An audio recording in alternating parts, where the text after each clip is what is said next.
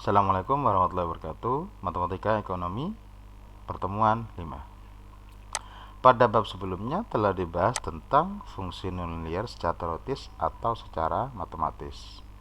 Konsep-konsepnya, cara menggambarkan grafiknya, kemudian cara menentukan perpotongan dengan sumbu X, kemudian juga cara menentukan perpotongan dengan sumbu Y.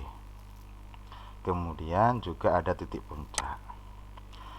Sekarang untuk penerapan fungsi non linear. Jadi penerapan fungsi non linear dalam bidang ekonomi. Yang pertama ada permintaan, penawaran, dan keseimbangan pasar. Kalau pada bab-bab sebelum fungsi non linear itu ada fungsi linear, di mana penerapannya ada fungsi permintaan, penawaran, dan keseimbangan pasar juga. Tapi khusus untuk yang garis lurus. Kita tahu keseimbangannya selalu QD sama dengan QS atau PD sama dengan PS. Fungsi biaya yang kedua, yang pertama ada fixed cost, ada biaya tetap berupa konstanta, ada variable cost, kemudian ada total cost dan biaya marginal, serta ada average cost-nya. Kemudian yang ketiga ada tentang fungsi penerimaan. Ya, TR itu adalah P dikalikan Q, itulah fungsi penerimaannya. P jumlah, Q ada P harga, kemudian Q itu adalah kuantitas. Tapi belum berupa laba, tapi penerimaan saja. Penerimaan rata-rata TR per Q, ya, total revenue. Kenapa kok disimbolkan dengan TR? Karena total revenue. Jumlah atau total pemasukannya. Ada penerimaan marginal. Kemudian yang keempat adalah laba rugi. Kalau ada fungsi biaya, ada fungsi penerimaan, berarti laba atau rugi bisa ditentukan saat jika TR atau total revenue lebih besar daripada total cost, total biayanya, maka kita sebut laba. Sedangkan rugi kebalikannya, jika total revenue atau total penerimaan kurang dari total cost, maka akan mengalami rugi. Yang kelima ada kurva indifference ya. Kurva yang menunjukkan titik-titik kombinasi jumlah barang X dan Y yang dikonsumsi pada tingkat tertentu. Jadi itu untuk penerapan fungsi non linear. Yang pertama tentang kurva permintaan. Perlu diingat, selain berbentuk fungsi linear, kurva permintaan juga berbentuk kurva non linear. Ini adalah fungsi linear ya. Kurva permintaan, kurva penawaran, disimbolkan dengan QD dan QS. Kemudian ini contoh untuk fungsi non linear. Dia tidak lagi berupa garis lurus tapi berbentuk kurva. Bisa parabolik, bisa hiperbola, bisa lingkaran atau elips. Selalu keseimbangannya baik yang linear maupun non linear menggunakan konsep QD sama dengan QS atau PS sama dengan PD. Contoh misalnya ya, cara menggambarkan kurva permintaan. Meskipun pada bab sebelumnya yaitu fungsi nonlinear sudah diberikan contoh bagaimana cara menggambarkan kurva permintaan, sekarang penerapan dalam ekonomi juga diberikan contoh bagaimana cara menggambarkan kurva permintaan pada penerapan ekonominya. Misalkan diketahui kurva permintaan oleh persamaan P sama dengan 11 min Q min seperempat Q kuadrat. Nah, untuk menggambarkannya langkah pertama mengubah ke bentuk umum parabola. Jadi bentuk umumnya ini seperti halnya yang sudah dibahas bab sebelumnya atau dalam bentuk ini. Dengan titik puncak adalah H dan K.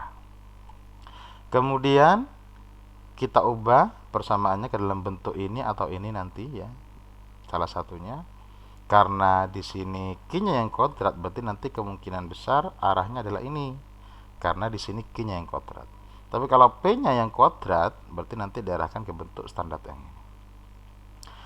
Kemudian 4 dikalikan 4 semua ya, sehingga 4P 4 kali 11 44 min Q kalikan 4 min 4Q min seperempat kalikan 4 hilang seperempatnya atau sama dengan 1, sehingga tinggal min Q kuadrat. Kemudian setelah itu Q kuadrat plus 4PQ plus 4, ya. Kemudian sama dengan min P plus 48.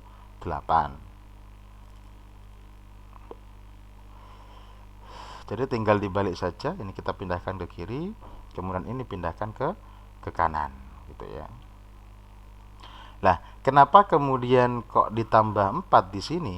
Nah, ya, kenapa kok ditambah 4? Dalam rangka menuju ke sini, agar kita mudah menentukan faktor dari Q kuadrat plus 4Q plus 4.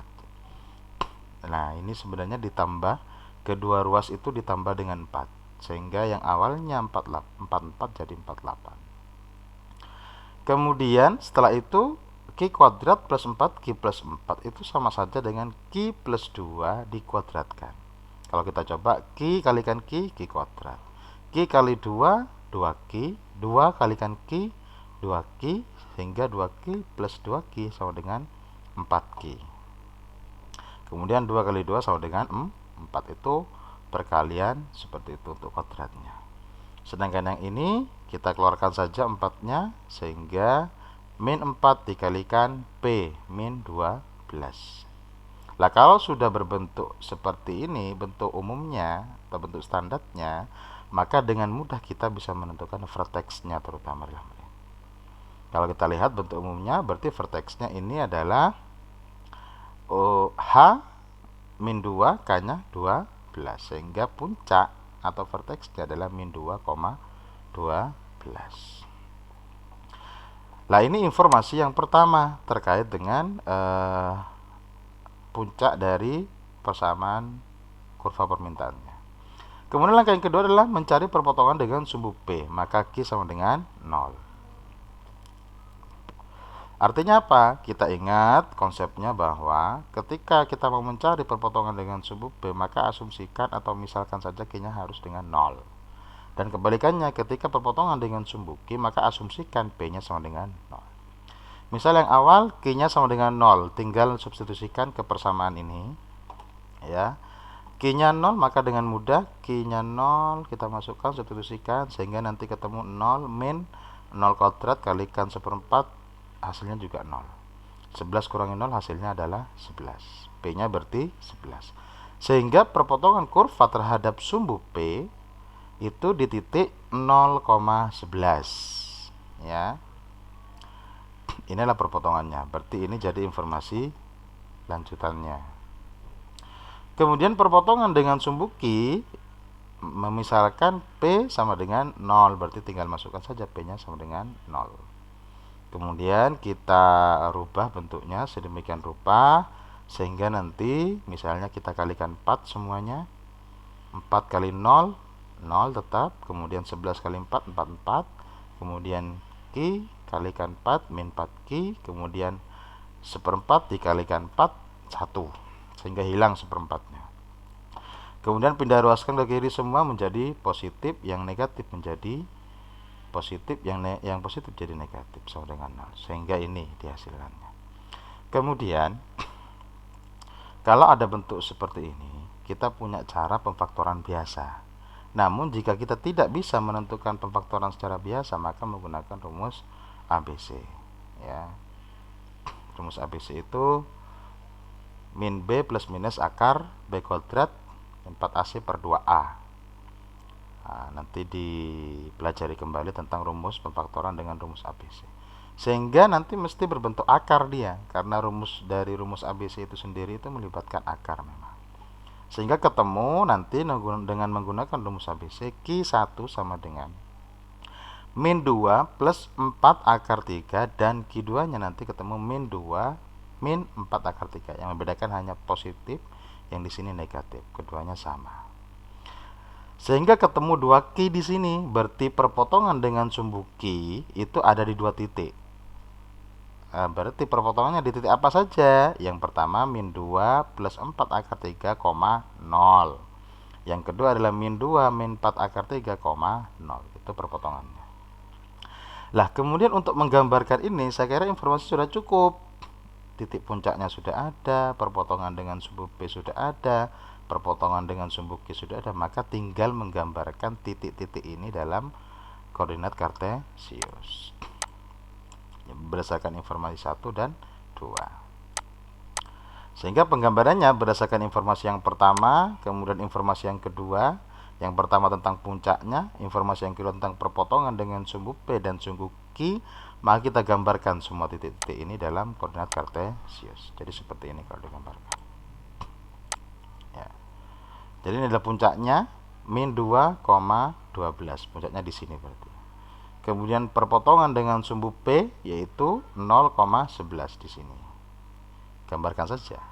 Kemudian untuk akar kita kira-kira, atau kita bisa menghitung dengan menggunakan bantuan kalkulator misalnya. Sehingga nanti ketemu 9 lebih untuk yang pertama ini. Kemudian yang kedua yaitu min 2 plus 4 akar 3 itu mendekati 5. Nah, ketika titik-titik ini digambarkan, maka kita sudah punya bayangan bagaimana bentuk grafiknya.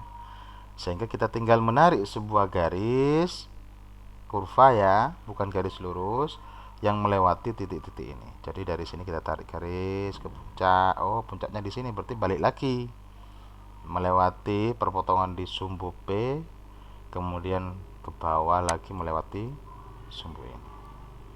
Jadi seperti itu bentuknya, berarti kurvanya nanti seperti ini ya. Lengkapnya mungkin seperti ini. Nah, ditarik garis. Itu cara menggambarkan secara manual dari fungsi P sama dengan 11 min Q min seperempat Q kuadrat. Jadi itu cara menggambarkan kurva permintaan. Kurva penawaran.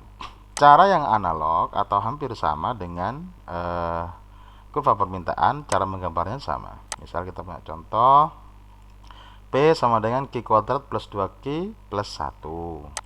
Maka caranya adalah kita ubah ke bentuk umum parabola. Karena Q-nya yang kuadrat, maka nanti kita arahkan ke sini. Di sini kan ada Q min H kuadrat, berarti Q-nya yang kuadrat ini. Kita arahkan ke bentuk umum yang ini. Berarti bukan yang ini yang kuadrat nanti, karena P-nya cuma pangkat 1. Berarti nanti kita menuju ke sini. Kita coba arahkan ke bentuk umum. 4 kita pindah ruaskan ke kiri, atau dengan bahasa prosedural matematisnya itu mengalihkan kedua ruas dengan 4. Kalikan 4 sehingga menjadi 4P, kemudian kalikan 4, 4-nya 4 bagi 4 1, sehingga sini. Setelah itu baru kemudian kita balik saja untuk mempermudah karena kuadratnya yang di sini. Kemudian Q kuadrat plus 2Q plus 1 itu sama saja dengan Q plus 1 kuadrat. Jadi kita mengarah ke sini, ke bentuk ini, maka harus bisa memfaktorkan dari ini ya. Sehingga untuk yang ini sudah mulai kelihatan ya, untuk sini sudah mulai kelihatan. Jadi bentuknya mengarah ke bentuk umum perfaktoran. Jadi kalau ini dikuadratkan, hasilnya adalah Q kuadrat plus 2Q plus 1. Misal Q kali Q, Q kuadrat. Q kali 1, 1Q. 1 kalikan Q, 1Q tambah 1Q berarti 2Q. 1 kali 1, 1. Sehingga sama. Sehingga sekali lagi kita boleh mengubah bentuk, tapi tidak boleh mengubah nilainya. Yang diruaskan tetap. Kemudian dengan demikian bisa kita ubah bentuk 4P ini agar menyerupai bentuk umum ini menjadi 4 dikalikan P kurangi 0. Karena P kurangi 0 itu hasilnya adalah tetap P. Hanya saja untuk menyerupai bentuk umum ini. Sehingga tidak mengubah nilai tapi mengubah bentuk atau formulanya. Sehingga karena sudah mirip dengan bentuk umumnya, berarti hanya berapa? Hanya adalah min 1. Kemudian K-nya adalah 0. Sehingga titik puncaknya kita ketemu adalah min 1,0. Informasi yang pertama. Kemudian yang kedua sama, perpotongan dengan sumbu P, maka Q-nya 0, tinggal substitusikan 0-nya ya ke sini. Sehingga nanti ketemu P adalah 1/4. Kemudian berarti perpotongan kurva dengan sumbu P di titik 0,1/4. Kemudian perpotongan dengan sumbu Q, maka P sama dengan 0. Lah, ini lumayan karena P-nya di sini 0, maka kita bisa memfaktorkan. Tapi tadi sudah ada. Clue-nya sudah kelihatan. 4P kita ubah bentuk ini menjadi 4P, yang bentuk yang kedua ini ya, untuk mempermudah saja. Nah, sekarang kalau P-nya 0, maka tinggal substitusikan 4 kali 0, P-nya 0. berarti 0 hasilnya tetap. Berarti Q kuadrat plus 2Q plus 1 sama dengan 0 ya. Kemudian kita faktorkan, ternyata faktornya sama, pemfaktorannya yaitu Q plus 1 Q plus 1. Berarti perpotongannya di titik min 1,0 ya. Karena kembar di sini berarti Q-nya sama dengan min 1 ini ya. Kemudian 0. P-nya karena 0 tadi berarti min 1,0. Lah, kalau ada kembar seperti ini ya, berarti kita tahu bahwa perpotongan di sumbu Q itu sama saja dengan puncaknya min 1,0. Oh, berarti dia berpotongan di satu titik sekaligus menjadi puncak dari kurva tersebut. Nah, sehingga sama kayak tadi caranya pada kurva permintaan, tinggal digambarkan saja titik-titik ini ke dalam koordinat kartesius. Berdasarkan informasi 1 dan 2 ya, nanti kita gambarkan untuk titik-titiknya. Ini dia informasi 1 puncaknya min 1,0. Sedangkan perpotongan dengan sumbu P yaitu diketahui 0,1/4. Ini 0 sampai dengan 1 1/4 mungkin segini. Setengah 3/4 1. Lah, perpotongan dengan sumbu Q dengan sumbu ini ternyata adalah sekaligus menjadi puncaknya karena hanya ada satu perpotongan, berarti dia menyentuh saja puncaknya. Berarti kita sudah punya gambaran bahwa ini sebagai puncak, kemudian harus melewati perpotongan dengan sumbu P ini. Berarti kalau kita tarik garis, misal dari sini melengkung seperti ini, kemudian ini jadi puncak, kembali lagi. Nah, jadi seperti ini nanti bentuknya secara lengkap seperti ini. Selanjutnya adalah keseimbangan antara kurva permintaan dan kurva penawaran atau fungsi permintaan dan penawaran. Misalnya kita punya contoh 3, ada persamaan permintaan dan penawaran. Pembahasan untuk keseimbangan seperti biasa pada fungsi linier. Keseimbangan itu QD sama dengan QS. Ini adalah QD-nya, ini adalah QS-nya berdasarkan contoh yang ada. Kemudian ditanya PE dan QE, artinya titik keseimbangannya. Sekarang untuk mencari PE ya, QD sama dengan QS. Berarti ini kita samakan dengan fungsi penawarannya. Ini adalah fungsi permintaan, inilah fungsi penawaran. Min P kuadrat plus 15 sama dengan 2P kuadrat min 12. Kita pindah ruaskan ke sini ke kanan atau dikurangi dengan 15 kedua ruas sehingga hilang 15-nya, kemudian di sini adalah min 27. Min 3P kuadrat sama dengan min 27. P kuadrat sama dengan 9. P berarti akar dari 9. Nah, akar dari 9 itu bisa 3 atau juga min 3. Karena P kuadrat sama dengan 9 itu artinya P sama dengan akar 9. Sedangkan akar 9 itu plus minus 3. Berarti PE-nya ada yang positif 3, ada yang negatif 3. Berarti nanti ketemu 2 titik Q nanti ya. Ini untuk mencari PE. Sekarang untuk mencari Q. Mencari QE untuk P sama dengan 3 karena ada 2 tadi P-nya, berarti kita cari terlebih dahulu yang P-nya sama dengan 3, yang positif 3. Masukkan saja ke salah satu persamaan. Misalnya kita masukkan ke QD. P-nya 3, berarti min 3 kuadrat plus 15. QD ketemunya adalah 6. Itu untuk yang P sama dengan 3. Kemudian untuk P yang sama dengan min 3 juga tinggal dimasukkan, yaitu ketemu juga hasilnya adalah 6. Saya tidak terlalu mendetail membahas langkah-langkah ini karena sederhana, tinggal substitusikan, tambahkan, nanti ketemu QD-nya itu adalah 6 atau QE-nya. Nah, karena ada 2 titik P, maka Q-nya juga ada 2. Berarti Q yang pertama 6, Q yang kedua adalah juga 6. Berarti ya, keseimbangannya ada 2 nanti. Ada yang 3,6 ya, 3,6, ada yang min 3,6. Nah, namun ya, keseimbangan yang tidak digunakan di sini adalah yang min 3,6. Sedangkan yang 3,6 itu dipakai karena dia berada di kuadran pertama. Apa maksudnya? Sekarang coba secara logis, min 3 itu sebagai P, price, harga. Maka kurang relevan jika min 3 harga itu negatif. Ya, sehingga min 3,6 tidak digunakan. Jadi yang digunakan keseimbangannya berarti keseimbangan pasar untuk contoh 3 ini adalah 3,6. Kita lihat grafiknya. Cara untuk menggambarkan kurva analog dengan contoh 1 dan 2 dan juga belajar kembali bab sebelumnya fungsi non linier. Jadi caranya sama untuk menggambarkan kurva ini.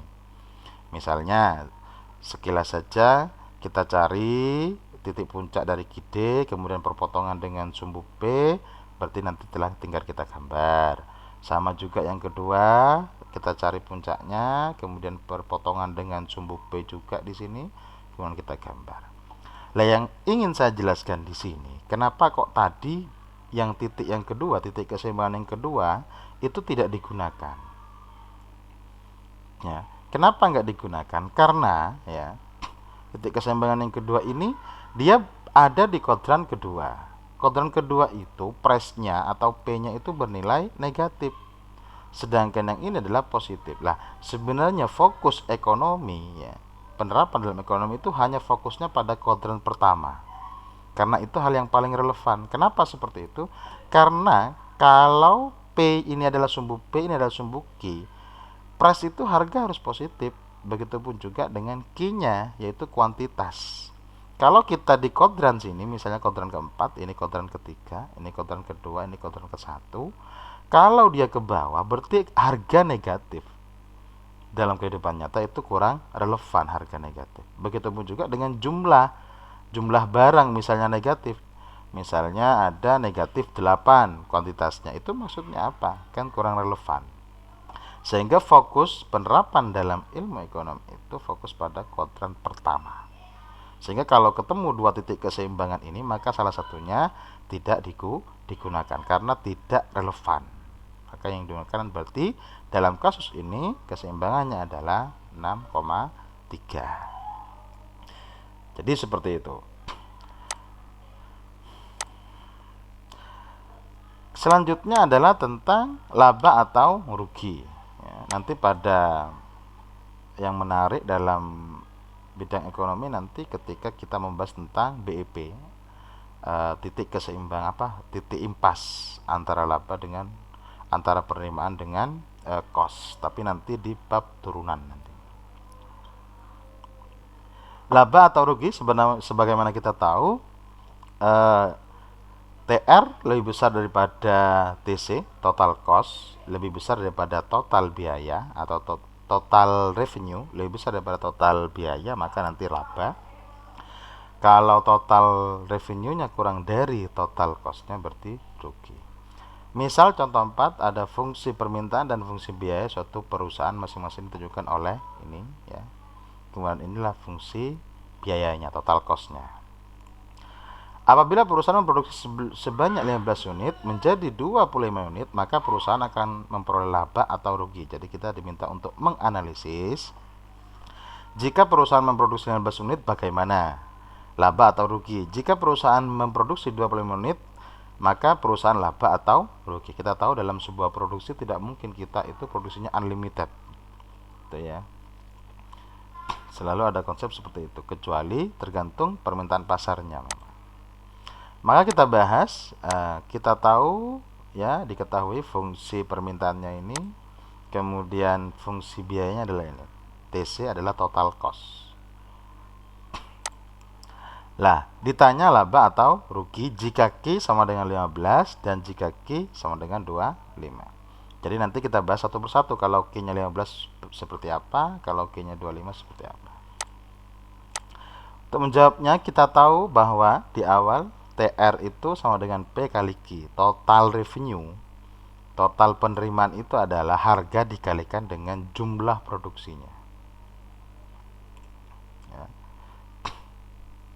Itu adalah total penerimaan, bukan laba ya, bukan laba. Nah, kemudian P kalikan Q kita punya di sini, P-nya adalah ini, maka tinggal dikalikan dengan Q. Berarti P ini fungsinya min 0,5 ini min ya, jadi ini sebenarnya negatif sesuai dengan soalnya, mungkin ini kurang negatif saja. P dikalikan Q, sehingga min 0,5 Q ditambah 60 Q, sehingga kita kalikan ya, menjadi min 0,5 Q kuadrat plus 60 Q. Lah itu adalah TR-nya. Nah sekarang laba atau rugi itu TR dikurangi TC. Ini adalah konsep dari laba atau rugi. Total penerimaan dikurangi dengan total biaya. Sehingga karena kita sudah punya TR dan di sini juga ada TC, berarti TR ini kita kurangkan fungsinya dengan TC, sehingga menjadi seperti ini. Berarti ini adalah TR-nya dikurangkan dengan TC, total cost-nya. Lah pengurangannya biasa, yang Q kuadrat dikurangkan dengan Q kuadrat, kemudian yang Q dikurangkan dengan Q gitu ya. Sehingga nanti ketemu min 0,5 Q kuadrat plus 60 Q min 3 Q kuadrat plus 14 Q plus 4.500. Saya kira tidak ada kesulitan di sini karena mudah. Kemudian tinggal dikurangkan saja ini. Yang kuadrat dengan yang kuadrat, jangan keliru. Yang Q dengan Q. Pangkat 1 ini pangkat 1 ya. Karena kalau sesuai dengan pangkatnya masing-masing, maka yang konstanta ini sendirian dibiarkan saja. Sehingga min 0,5 Q kuadrat dikurangi dengan 3 Q kuadrat, hasilnya adalah min 3,5 Q kuadrat. Kemudian 60 Q ditambah dengan 14 Q, hasilnya adalah 74 Q plus 4.500. Lah ini adalah persamaan untuk laba atau ruginya. Nah sekarang kalau sudah ada persamaan laba atau ruginya, tinggal kita substitusikan dari pertanyaan ini. Untuk Q sama dengan 15 unit, maka tinggal 15 nya kita masukkan ke Q nya. Kita ganti Q dengan 15, sehingga nanti ketemu 4.822,5, berarti laba karena positif dia. Kecuali kalau negatif, maka nanti dia mengalami rugi.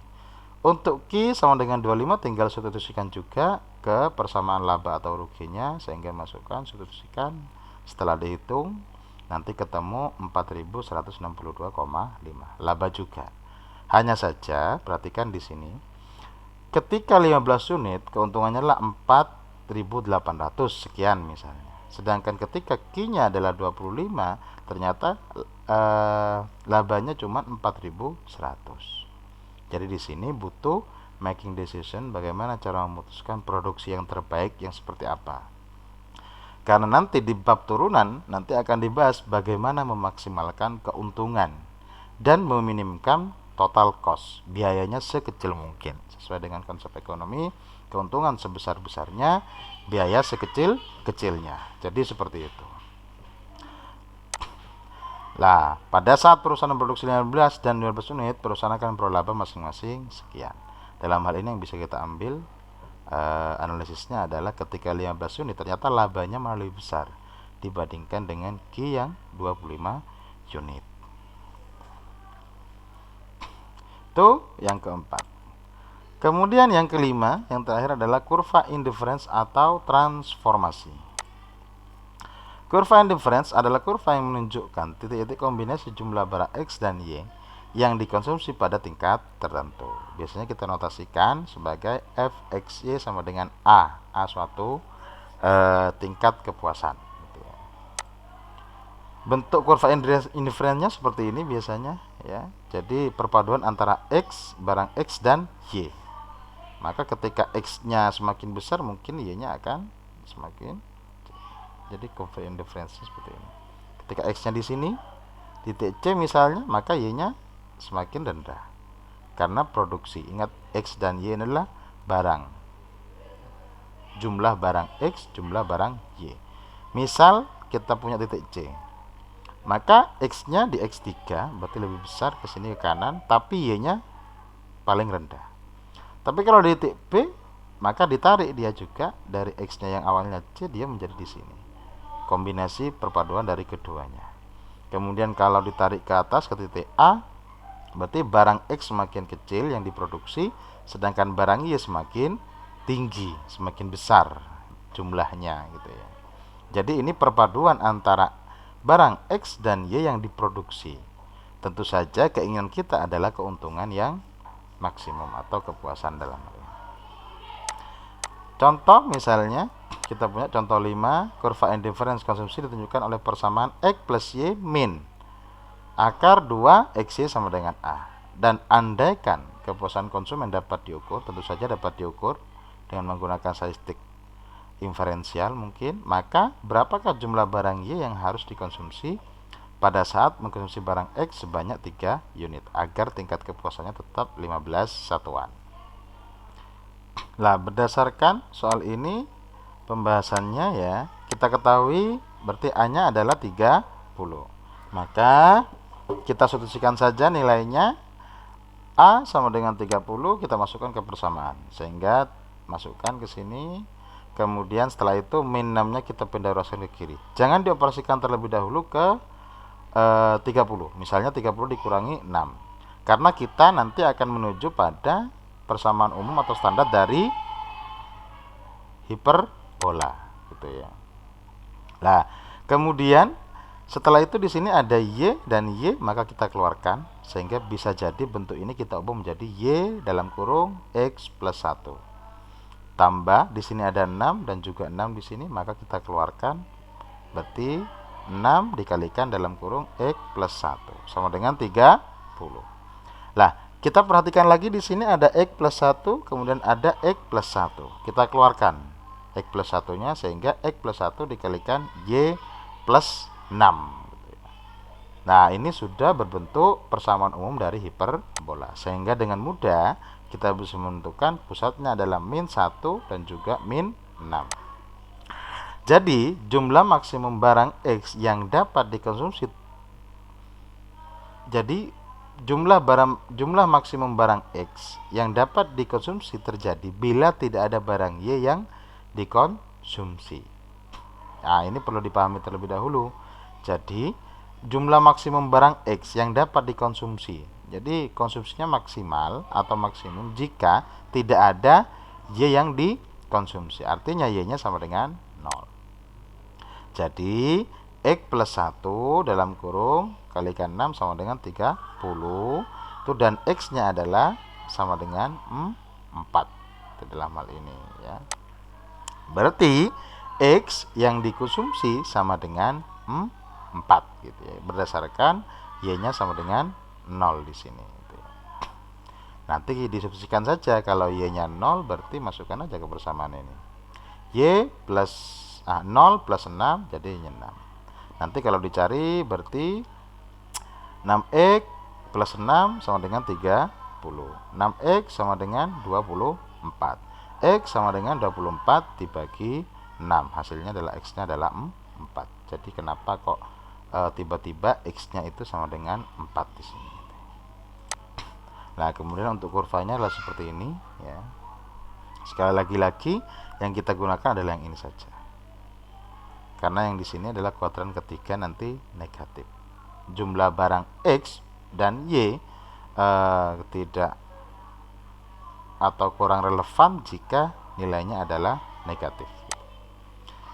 Saya kira itu cukup sekian. Saya akhiri, kurang lebihnya mohon maaf. Wassalamualaikum warahmatullahi wabarakatuh.